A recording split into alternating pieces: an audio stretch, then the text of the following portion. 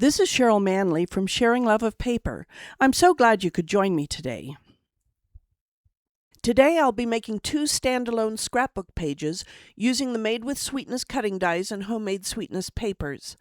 One of these pages gives ideas for making a memory page when you have no pictures of that particular event. Along the way, there will be a variety of tips, including how to make die-cut embellishments look more realistic. In this set of cutting dies, we've got berries. This and this make an orange slice. This and this make a peach slice. And that is what really drew my attention. We've got this for cherries, this for blueberries. These cut out some of the stamps. I also got the stamp set. These cut out the little ladybugs and bees. There's a strawberry, and that's the leaf for it. Actually, I think that's the one for the other berries, and this is the one for the strawberry. But you could probably use either one. Anyway, that's what I'm going to be working with today. There is a Made with Sweetness scrapbooking workshop kit, but that's not what I'm using this time. Instead, I got the homemade sweetness paper pack because I knew I wanted to focus on peaches, which were in the paper pack, but not so much in the scrapbooking kit. I did get the Made with Sweetness cardstock pack. So the homemade sweetness papers, Made with Sweetness cardstock pack, and Made with Sweetness cutting dies are the main things I'm using for the two scrapbook pages I'm making today. Before we go farther, I want to show you how I make some of these die-cut pieces a little more realistic. So for example, to make the peach slice, I have these three pieces that are meant to go together like this. I don't know how much difference you can tell between the two on camera, but I find a touch of ink can make them look much more realistic.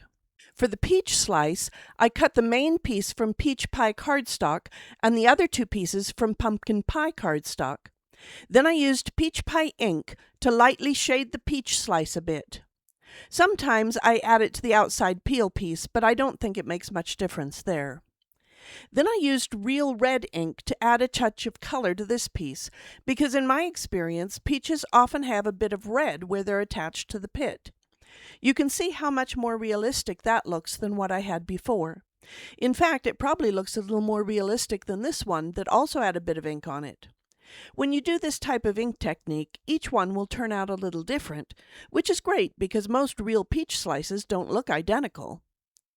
I did something similar for the orange slice, which was cut from the same cardstock colors, but you can't really see it, and it's frankly not as necessary because of the texture. I did something similar on these berries, though I'll end up not using them for reasons you'll see later in the video. For now, let's move on to the first scrapbook page that I want to make. I decided to use this sketch from the August 2025 page maps. When I chose the sketch, I had thought I'd use two photos, but I decided they were too similar. So I'm going with just one photo and a flip-flap that allows me to add the two recipes that we liked the best. You'll see that I moved the title up here. I've done a little rearranging, and I think my journaling strip is a bit wider so it holds more journaling. But this sketch was the inspiration. I'm using a piece of Misty Moonlight cardstock for my base page from the Made with Sweetness cardstock set. I'll just set this sketch to the side and bring in my pieces, if I can figure out what I did with them. I'll start with the main pieces. This piece is like this piece here, and this one is like the journaling piece here. I liked this. Notice it's just the back of this piece here, but it had lines, so it was perfect for my journaling. In the sketch, they have the patterned paper on top of the journaling piece, but because of the way I was doing my journaling, I decided I wanted it on top, so that's what I've got there. I want the patterned paper piece towards the bottom based on everything else that I'm doing, and this lines up top and bottom of the page. So something like that is for the foundation here. I have this strip of Granny Apple Green cardstock that I'll use here near the bottom. I have my photo. And I didn't point this out, but in the die set, what did I do with it? Oh, here it is. It has two cutting dies that are like dividers for a recipe file. I decided that was just perfect for a map for my photo. And you'll notice up here it says recipes inside. And when you open the flip-flap, you'll find our two favorite peach jam recipes from what we used last year. Last year was our first year for getting a good crop of peaches from the peach tree that we planted a few years back, and I had decided to try a variety of jam and sauce recipes. That way I'd know for future years what I liked best. It turned out it was the peach citrus marmalade and the peach melba. That was my favorite, peaches, raspberry, and vanilla. So good. Anyway, that's what I'll use here. Let's get the title first. I'm not great with coming up with interesting titles, so I decided to see what I could get from AI. This was one of the suggestions it came up with. Jammin' with Peaches. I thought that was perfect for this page. So there's my title. This is my journaling, and now for the various pieces I'm using for embellishing this page. Okay, I had two favorite jams. One was peaches with raspberries, and the other was peaches with oranges and lemons. And then I thought I could put this little jar of peach jam there. So that's what I thought I would do for embellishing. I did want to talk quickly about where I got these embellishments. I already showed you the orange and peach die cuts. I had thought to use this for the raspberries, but notice it's nearly as large as one of the peach slices. Just really didn't look right. So I decided I needed something else. What I found was this paper from the Made with Sweetness paper pack. I fussy cut them out and added them since they were the perfect size. These lemons were not the perfect size, but I really wanted some lemons, and this was the best I could find.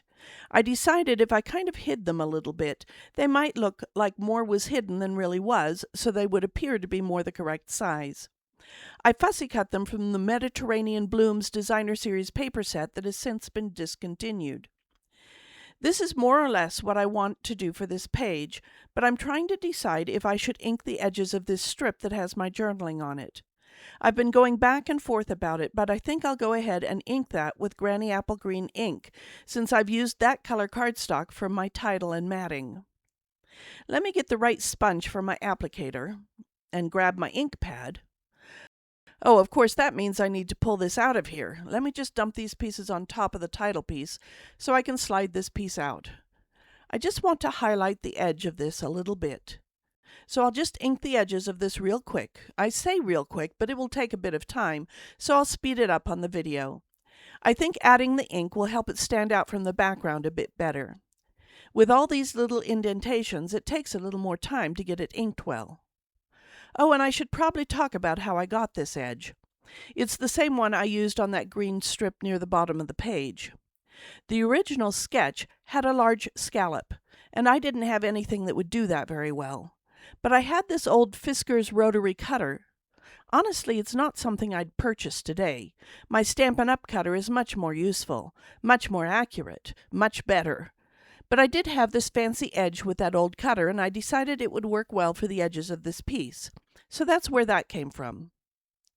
All right, there's my piece with the inked edging on it. I'll go off camera, glue this in place, and be back with the finished page. Okay, I realized as I was gluing everything together that I forgot to tell you about some things. The shape I used for the title came from this set of dies called Branching Out, which is on a last chance sale as I record this video. It's a set of several of these shapes. I think I used the two smallest dies. The letters themselves were die cut using dies I got from somewhere. They're just in my stash. But you can get several alphabet dies from Stampin' Up! For creating your title. I already told you the lemons came from the Mediterranean Blooms set. I just wanted to quickly show you that there aren't any lemons that are complete, that don't have leaves or flowers covering part of them. But there are a couple that are close, and I cut those out. Also, this jam jar came from this page from the Homemade Sweetness set. So there is my finished page. Without the flip-flap, it looks like this. The flip-flap, of course, will go on the sheet protector when I put it in the book. So there's that page. For my next page, which is going in a totally different book than the last one, I'm going to use this page maps sketch from May of 2023. I'm going to start by creating the background, and then I'll show you that I've changed a great deal of that page, but the background is basically the same. I'll just show you what I did. This paper has blue on the back, so I took 2 pages of it, and I put the fruit facing up for the top page and the blue facing up for the back page, and I lined them up carefully together. Then I cut at an angle. When I go to put them together, I want the blue at the top and the fruit at the bottom, so I won't use those pieces. When I put them together, the angle is the same for both pieces, so they match up well. Since I'm going to be covering the join with a narrow strip of paper like it shows in the sketch, it's not as critical, but it's still nice if they match up well. Especially since I see no point in wasting a sheet of cardstock that won't be seen. Instead, I taped the 2 pieces together on the back. So I have a single sheet for my base page that looks like this. You can see they have a narrow piece of striped paper that they used for the border between the 2. I chose to use this paper, the back of one of the jam papers, and I'll just put it along the border here. To make sure I got the same angle, I used one of those cut pieces as a guide. So there's the background for my page. Then I kind of threw the sketch out and did my own thing from there. I'm going to go ahead and glue this piece down to have it in place so it doesn't keep moving around on me as I bring in the other pieces. So the rest of this page is an example of one answer to the question, what do you do when you want to scrap about something and you don't have pictures? This story is about how my mother-in-law taught me to can. Since, as an adult, my mother didn't can anything, freezing everything instead, I didn't learn how to can until after I got married. Unfortunately, I don't have any pictures of those lessons. So this is what I thought I could do. I found a couple of pictures, one of her and one of me, from approximately that time frame. Though it's clear they're of different events, by using a 2-inch punch, I could cut out just the faces to use here, which is why I left a little extra at the top of this mat. And then I used the peaches, made just like the ones for the last page. I found a mason jar cutting die in my stash from an old Stampendous set and cut the outline of the shape from both white cardstock and plain vellum.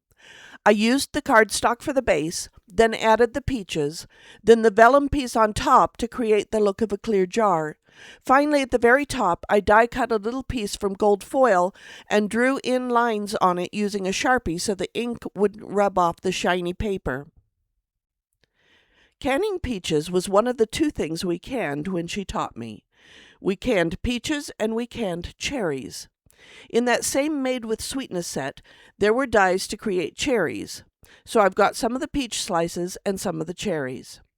I'm not sure how I want to arrange these, but basically I thought they could help tell my story of canning cherries and peaches and help create an interesting page, even though I don't have specific pictures from that event. Then I need a title. Once again, for my title, I used AI to come up with an idea. It looks like I need to move it a little farther over here so I can get everything in. There's my I. Okay, so I need to pull that over. Here are the pieces for the rest of my title. Somewhere I should have another T. What happened to my T? It would help if I had these in the right order. Somewhere I have another T. I'll find it when I go off camera to glue it all in place. Preserving the Moment is the title, and I like that little play on words. So this is more or less what I'm going to do. I'll go off camera and figure out exact placement for those, and find my T, glue everything in place, and I'll be back with the finished page. Okay, so here's my finished page. I think I've told you about where I got all my pieces except for these. I just used cutting dies I had in my stash. Once again, Stampin' Up! Has several sets of alphabet dies that would work for this. I did change some things, as you can see. I put all the peaches together, except I put this one down here to help pull the eye down to the bottom of the journaling, and then back up to the fruit near the top of the page. Then I put the cherries all together in a bunch here.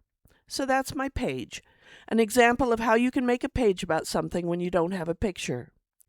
I hope you found these ideas useful. As always, should you choose to purchase any Stampin' Up! Products, I hope you will choose me, Cheryl Manley, as your demonstrator.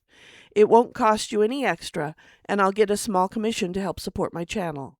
I hope you'll click that thumbs up and subscribe to my channel if you haven't already done so. Thanks, and have a great day.